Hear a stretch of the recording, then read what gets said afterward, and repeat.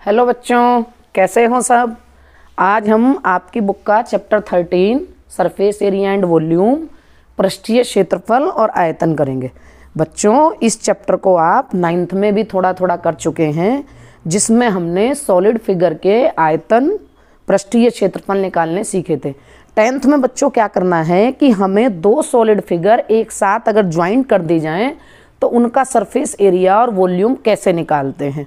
अब थोड़ा सा पहले हम रिवाइज कर लेते हैं बच्चों कि ये कौन सी शेप आपको दिख रही है। ये है क्यूबॉइड, जिसको हिंदी में कहते हैं घनाभ। जैसे ये वाली शेप आपकी ये क्यूबॉइड है, जिसकी लंबाई, चौड़ाई और ऊंचाई कुछ होती है। तो इसका अगर आप आयतन निकालेंगे तो लंबाई गुणा चौड़ाई गुणा ऊंचाई होता है। इसका संपूर्ण पृष्ठीय क्षेत्रफल लेंगे तो हर एक पृष्ठ का क्षेत्रफल, बच्चों आपको पता है ना कि ये आयत के ऊपर बना होता है, तो इसका क्षेत्रफल लंबाई गुणा चौड़ाई plus b into H plus l into H, और दो सारी सरफेस है इंटू 2। बच्चों, तीसरी चीज हमने पढ़ी पार्श्व पृष्ठीय क्षेत्रफल या वक्र पृष्ठीय क्षेत्रफल, जिसको कर्व सरफेस एरिया भी कहते हैं। तो पार्श्व पृष्ठीय क्षेत्रफल जो आपको ये वाली आपको दिख रही है, इन चारों सरफेस का area 2l plus b into H. बच्चों, अगर हमें कमरे की चारों दीवारों का क्षेत्रफल निकालना हो तब भी हम इसी सूत्र का प्रयोग करेंगे।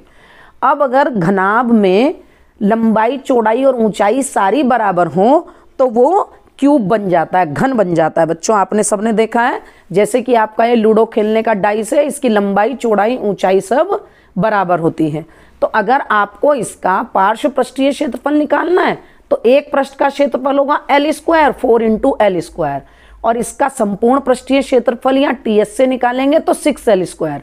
और आयतन बच्चों लंबाई गुणा चौड़ाई गुणा ऊंचाई यानी l इंटू एल यानी l की क्यूब। अब बच्चों अगली फिगर है बेलन, जिसको कहते हैं सिलेंडर। जैसे कि ये आप देख रहे हैं, ये सिलेंड्रिकल फॉर्म में है। तो इसका अगर आपको, क्योंकि इसमें ये कर्व्ड सरफेस है, इस कर्व्ड सरफेस का एरिया निकालना है तो 2 pi R H. Total surface area निकालना है तो ऊपर और नीचे जो ये सर्कुलर सरफेस आ जाती है वृत्ताकार, इसका एरिया जोड़ दिया 2 पाई आर प्लस एच, और इसका आयतन पाई आर स्क्वायर इंटू एच। जो अगली आपकी जो सॉलिड फिगर है वो है शंकु। इस टाइप का शंकु, जैसे कि आपकी बर्थडे कैप होती है, आइसक्रीम कोन होता है, तो इस शंकु का जो आपका कर्व्ड सरफेस एरिया है, ये वाली जो सरफेस है ये कर्व्ड सरफेस है, इसका एरिया होता है pi into R into L.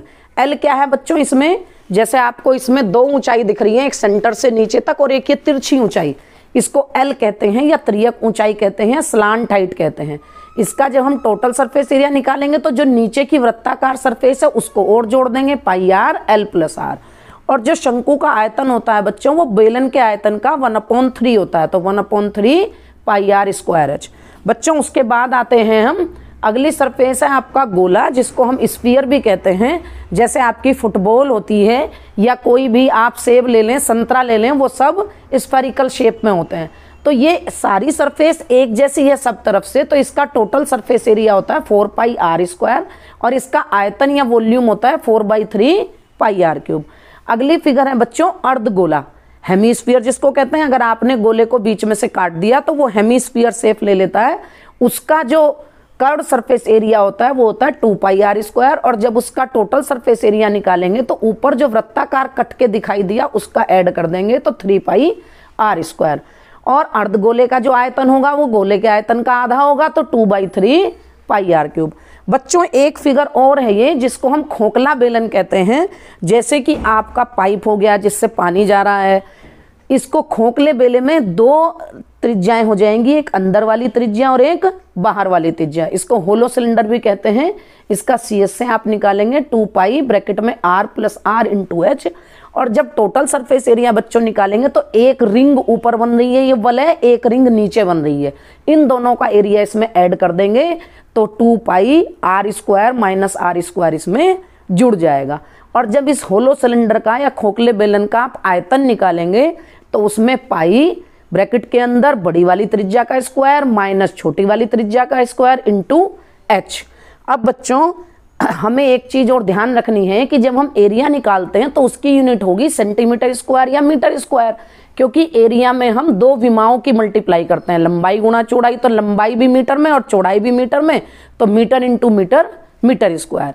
और जब हम आयतन निकालते हैं तो उसकी यूनिट होती है क्यूब में, या तो सेंटीमीटर क्यूब या मीटर क्यूब, क्योंकि हम इसमें 3 विमाओं की गुणा करते हैं, लंबाई गुणा चौड़ाई गुणा ऊंचाई। तो लंबाई की यूनिट भी मीटर, चौड़ाई की भी मीटर और ऊंचाई की भी मीटर, तो वो हो गया मीटर क्यूब। अब बच्चों हम इसके इस चैप्टर की 13.1 एक्सरसाइज के कुछ क्वेश्चन ट्राई करेंगे। बच्चों जो इस चैप्टर की 13.1 एक्सरसाइज है उसके फर्स्ट क्वेश्चन में दिया है 2 cubes each of volume 64 centimeter cube are joint end to end. 2 घन है इसमें जो एक साथ जोड़ दिए गए हैं। तो जो रिजल्टिंग क्यूबॉइड बना उसका आपको सरफेस एरिया पृष्ठीय क्षेत्रफल निकालना है। तो आपको पता है कि जो क्यूब है वो ऐसा दिखेगा आपको जब हम बनाएंगे, और ये 2 आपने इसमें जोड़ दिए। तो जो पहले वाले घन का आयतन है 64 सेंटीमीटर क्यूब है, घन के आयतन का आपको पता है L into L is equal to 64। तो L बराबर आपकी साइड कितनी निकलाई 4 सेंटीमीटर। ऐसे ही दूसरे घन का आयतन भी इतना ही है तो दूसरे की साइड भी इतनी हो गई। अब जो ये मिलके घनाभ बन गया तो इसकी लंबाई कितनी होगी 4 + 4 8 सेंटीमीटर, चौड़ाई 4 ही रहेगी और ऊंचाई भी 4 ही रहेगी। बहुत आसान है। अब आपको इस घनाभ का पृष्ठीय क्षेत्रफल निकालना है। तो ये आपको इसका फार्मूला पता है, आपने इनकी वैल्यू यहाँ पुट कर दी तो 2 घनों को जोड़ने से जो एक बड़ा घनाभ बन गया उसका पृष्ठीय क्षेत्रफल आ गया 160 सेंटीमीटर। बच्चों अब आपकी एनसीईआरटी बुक की 13.1 एक्सरसाइज का सेकंड क्वेश्चन देखते हैं। A vessel is in the form of a hollow hemisphere mounted by a hollow cylinder. The diameter of hemisphere is 14 centimeter and total height of the vessel is 13 centimetre.